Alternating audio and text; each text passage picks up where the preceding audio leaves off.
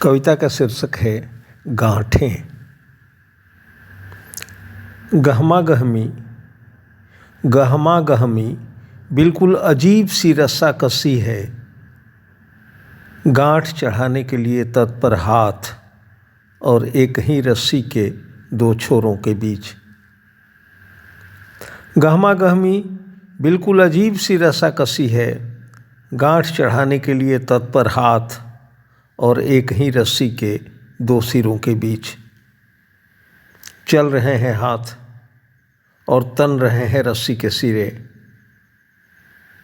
चल रहे हैं हाथ और तन रहे हैं रस्सी के सिरे।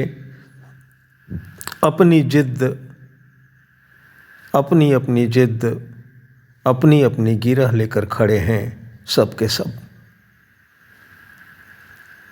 अपनी अपनी जिद और अपनी अपनी गिरह लेकर खड़े हैं सब के सब। रस्सी के दो सिरों के बीच तीखी और घुटन भरी कड़वाहट फैल गई है और गरम है बतकही। एक ही रस्सी के दो सिरों के बीच नाच रही है हवा। एक ही रस्सी के दो सिरों के बीच नाच रही है हवा, जैसे फिर मथा जा रहा हो सागर। रस्सी के एक सिरे पर इतिहास खड़ा है, दूसरे पर धर्म और साहित्य। रस्सी के एक सिरे पर इतिहास खड़ा है, दूसरे पर धर्म और इतिहास। इंद्र ने एरावत भेज दिया है एक सिरे पर, इंद्र ने एरावत भेज दिया है एक सिरे पर, दूसरे पर गर्म हो रही है सूरज की किरणें। कब खत्म होगी रस्सा कसी, कब खत्म होगी यह रस्सा कसी। कितनी बार बिखरेगा यह बोझा, गांठ की जोर आजमाइश में झड़ रहे हैं दाने। छोटी हो रही है रस्सी और बीत रहा है बुआई का मौसम।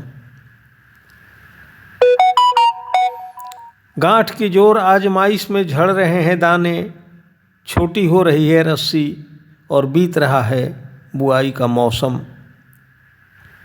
इस वक्त मैं लिखने की मेज पर नहीं, इस वक्त मैं लिखने की मेज पर नहीं, रस्सी के अपने उस छोर पर खड़ा हूँ जो मेरे गांव के सबसे बूढ़े आदमी की तलहथियों के बीच आकार ले रही है, जो मेरे गांव के सबसे बूढ़े आदमी की तलहथियों के बीच आकार ले रही है।